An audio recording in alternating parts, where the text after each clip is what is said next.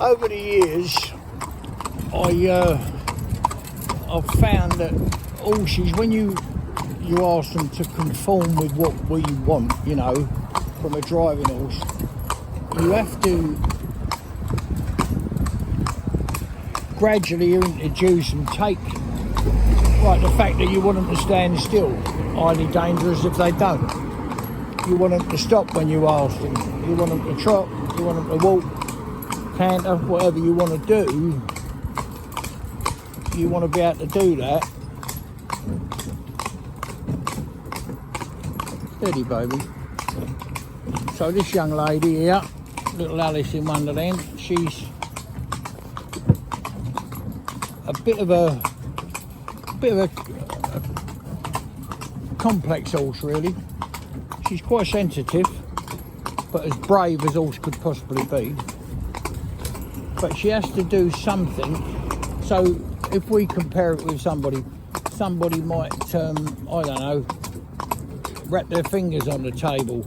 Someone will wring their hands. Someone else will do. They'll have funny little quirks that sort of release, you know, tension maybe. So she can't tell you much about her tension with her tail and her ears. And, you know, just how I'm feeling, Dad, is this all right? We sure we're going up here all right? Can I go a bit faster? No, you can't. That type of thing, right? So you've got to mould them into what you want.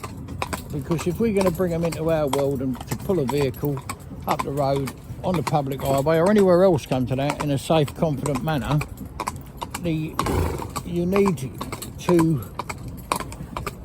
have that, you know, to look into it. So this horse here, we'll show you on a short clip up in this horse here, its little out thing is to roll its tongue around, play with its tongue. Now, the trouble is with that, steady baby, steady darling, steady baby, steady, just walk, just walk, just walk, good girl. So she's listening to me and she's walking and she's doing, you know, what I'm asking. We're going uphill, so she's faster in a trot. But she is walking up here, which is quite remarkable for her. She's found this very difficult, this level of walk when I asked you, trot when I asked you. Although she's very confident in herself. I think it comes from possibly, you get it, you know, I'm not going to say chestnut mares because I don't believe in that. You know, a good horse is a good horse. And this is a very, very, very good horse to drive. But it's just got to do something. So I don't know if you'll be able to see, it'll have its tongue out the side of its mouth. It'll play with its tongue. You know, it'll have it out its mouth as much as it's got it in. And that's its release. So what do you do about that? Well, what I shall do with this horse is give her time to get over it. Now I can feel, fortunately I suppose I've been driving that many years, I can feel her moving the bit around in her mouth. So I know she's comfortable in her mouth because she's had so much work done. You know, when she come, her teeth, she needed wolf teeth removing, she needed a good file off, you know, and a square up of her teeth. Obviously her age, she's changing her teeth, she's 4-year-old. So she's, you know, caps are coming off and a lot going on, just like a baby, you know, losing its teeth. The caps are coming off of its molars now for the first time, so we just got to go and get to her in the best way we can. All she's got is a soft rubber bit in, and that's all she'll ever have in. She's got a beautiful head carriage, but as you see, that's her release. Now, I think it will stop. The problem we've got is that release that she needed. So someone drums on the table with their fingers, you know, drive your crackers, or they'll tap a, I don't know, a pencil, something like that.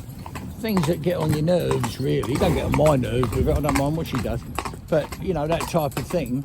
Well, that's what she's doing, is flipping her tongue all over the place as we're going along.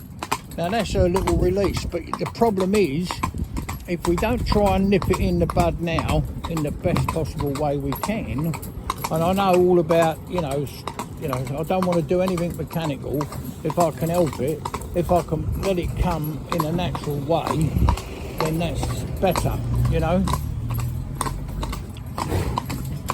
So she'd sooner trot up here, you know, and get on with it. She wouldn't run away with you or anything like that, but she'd sooner get on.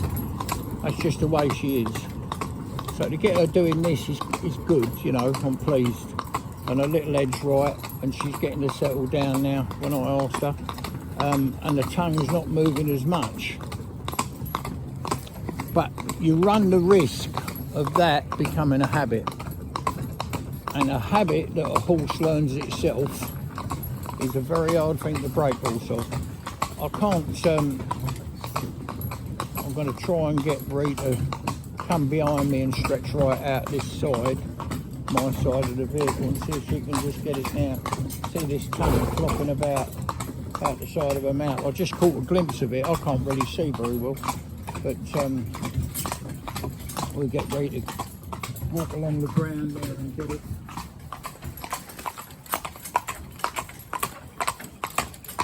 Can you see, look? See the tongue moving about? It's hard to pull her over to show you, but to see the tongue look flipping about all over the place. But that's her little release button, you know. That's what she needs. Someone else will fiddle with her fingers, you know. I've seen people that wear rings, you know, if they're a little bit uptight or a little bit nervous or a little bit whatever.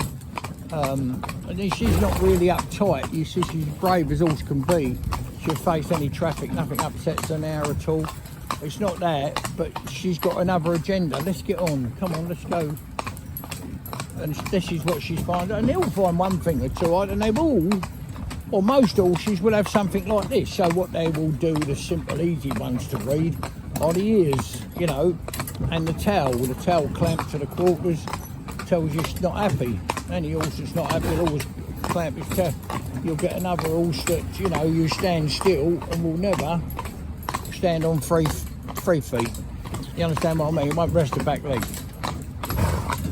And you won't get them to do it.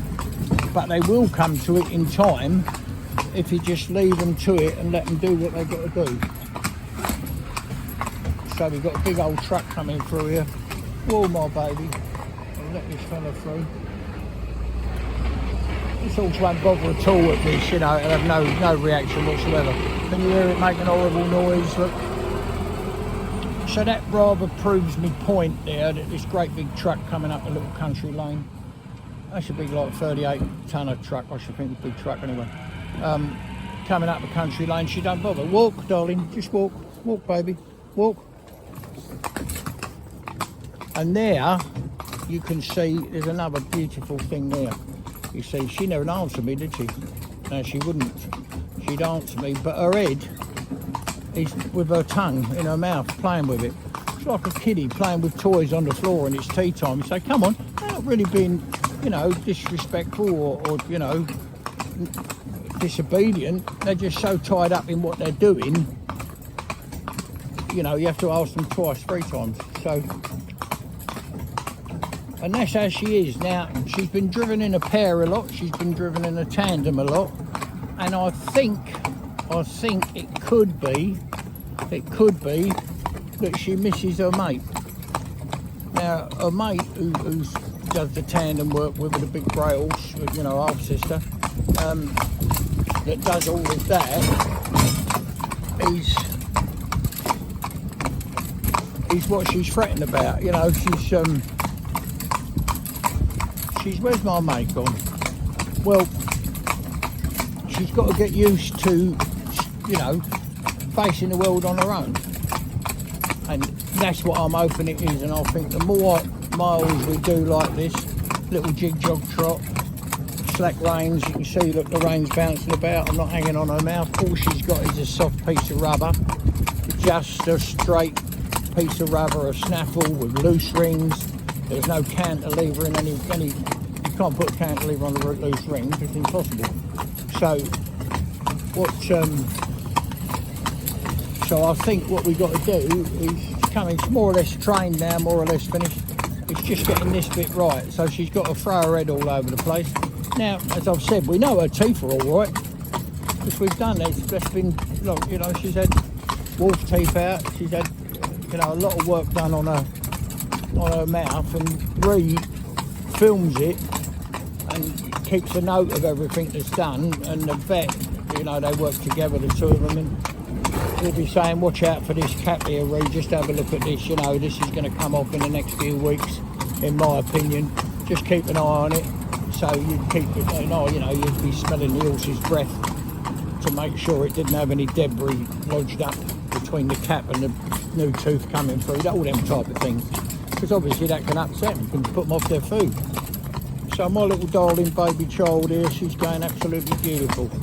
She's as brave as a button. You drive her anywhere. She's only 4-year-old, rubber bit, and I mean drive her through the middle of any city, shotguns going off, anything, she wouldn't bother. When I say shotguns going off, the road we live on, where the stables are,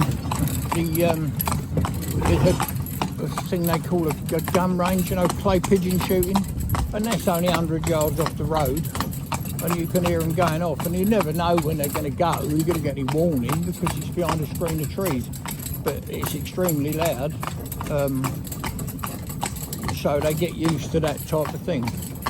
So I'm just letting her jig-jog along here now like this and keeping as little contact as I can with her, soft as I can on the bit. You can see the reins bouncing about. But that's what I think it is. But it's always a bit of a dilemma when you're a trainer to get that right. So if it is, I just miss my mate. I wish I was here. Another few times out when she realises she's going to go back home, you know. And this is not, and if you say to me, well, she knows she's going, no, I don't know she's going back home. She knows that it's going back home after it's been here a while, but it's going to go back home and see its mate. You know, when horses are dropped off here, they've got no idea they're coming for a few weeks to be trained, have they? There's no idea at all. What could they possibly have? They couldn't comprehend it, could they? So you've got to allow for that. That can make them uptight, transport, working, you know, and a new environment, new stable environment, new place, are all stressful. So you've got to be very, you know, aware of that, and you've got to ease it as much as you can. Make it good. We caught up with our lorry now, they're doing the delivery, look. So, yeah. Come on, baby. I think we can get past all right. Come over, darling. Come over, baby. Come over, little baby girl. Yes, you are. Come on, darling. Loading, moving and bumping and noise in there, nothing. All's as good as gold. But every one of them have a, you know, something, you know what I mean? And that's what fascinates you and keeps you interested in the job, I suppose. I never get sick of driving them. You're learning all the time, every step you take. If your heart and your eyes are open and your ears, but you've got to have your heart open as well. That's an important thing with horses. A very, very important thing. You know, you've got to have an empathy with them and understand and try and see the world through their little eyes, you know. And then, so let's just hope this progress is not bad at all. The head nodding up and down is slowing. The tongue is going like mad out the side of its mouth. I don't know if you can see if I just turn her a little bit. It's very hard to do because I'm putting pressure on, you know, to turn her. And then she's, you know, she's paying attention. When I was back there and I wanted her, we were standing and I said, walk, I wouldn't normally have to ask her 2 or 3 times in a pair. When she's in a pair or a tandem, she goes straight off on the request, you know, walk, and she will walk. So that's what makes me think it could be a little bit of where's my mate? I'm out here on my own facing the world and I would like my mate here really. Anyway, that's what I think, you know, it's only what I believe and, you know, what over these many years I've been training. But it's lovely, isn't it? What a lovely job, you know, to earn your living doing something you love doing.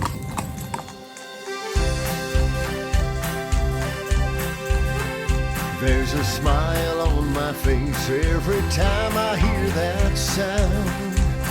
The rhythm of the hooves as they touch the ground.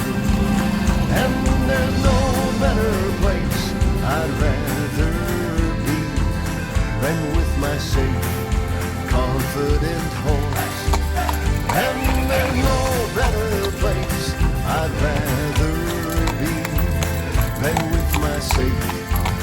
confident horse that's had